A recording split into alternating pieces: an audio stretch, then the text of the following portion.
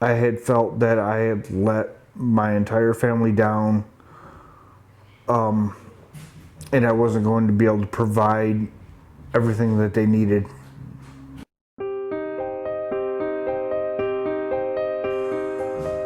After work on December 21st, 2016, came home, had dinner. This is about 9:38 at night. I had zero control over the right side of my body. We would text, and he had sent me a text a couple minutes before on that night, and I still got it saved, saying that he'd just gotten home from work and everything was okay.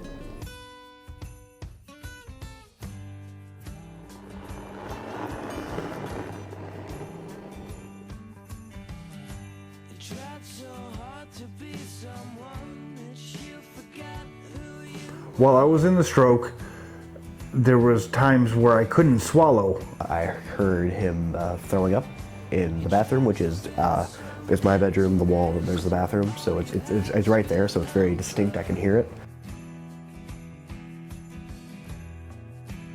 And I heard him trying to wake up my mom, and how I heard him was different. It didn't sound like him. The faster that you can get help,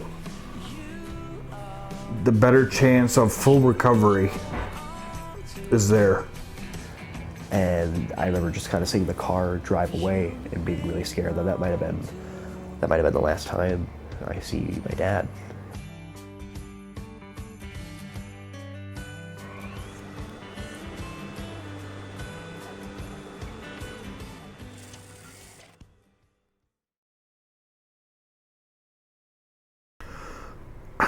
My name is Joseph Stephen Welch, 42. It surprised me at 42, people my age do not normally have a stroke. There's an acronym, it's called FAST, which is face, arm, speech, and time. Look at the symptoms in face. His face was drooping on this side. The arms have people lift up their arms if they can't lift them up level. And he couldn't move it. He can kind of move it. It was like a little faint, but he legitimately couldn't move it. The speech, if it's slurred or off. He tried to express to me what was going on, that he had a stroke. And he couldn't. And then time. Get them to the hospital as fast as possible. Okay, we're going to the hospital right now. And then, so I helped my dad get his coat on, get everything set, and then she got dressed. And then I got out of the doors for him. He kind of leaned on me, and I made sure he got to the car door just fine. And when he came down to the car door, I opened it for him and I helped him in.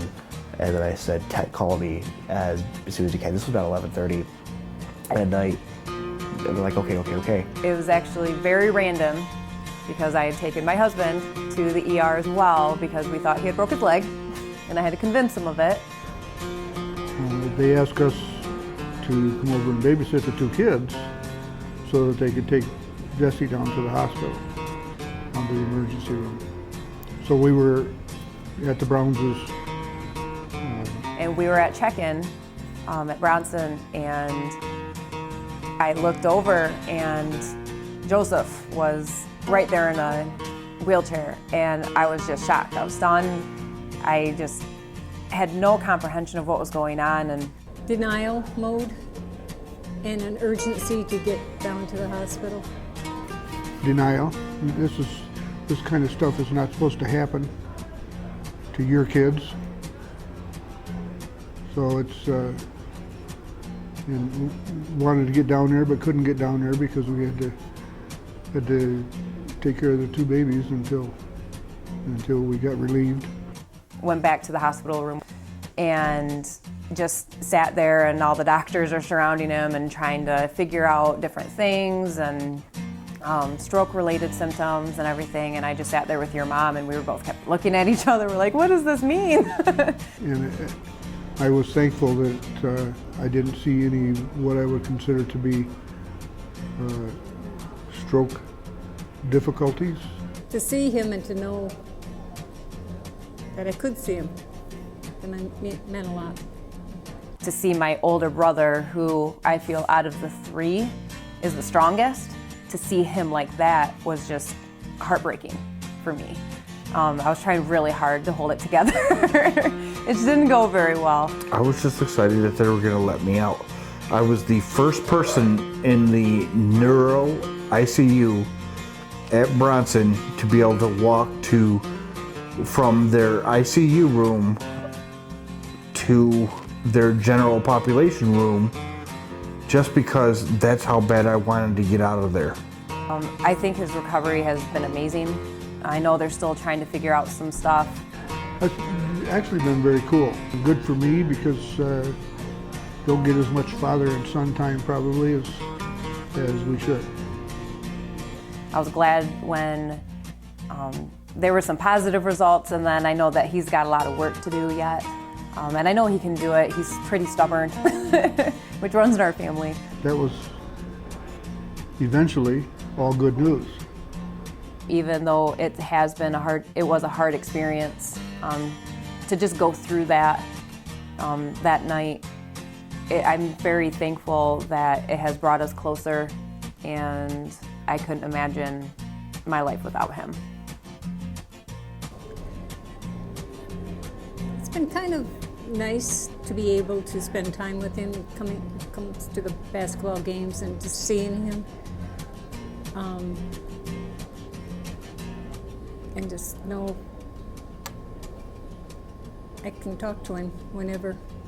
We're very, very, very thankful that we've had the outcome, or he's had the outcome that he's had. Glad to see him go back to work. I know he's probably like a caged cat at home. And I think it's really good for his state of mind, for the fact that he's gone back to work and has something that he can focus on and do what he does, you know.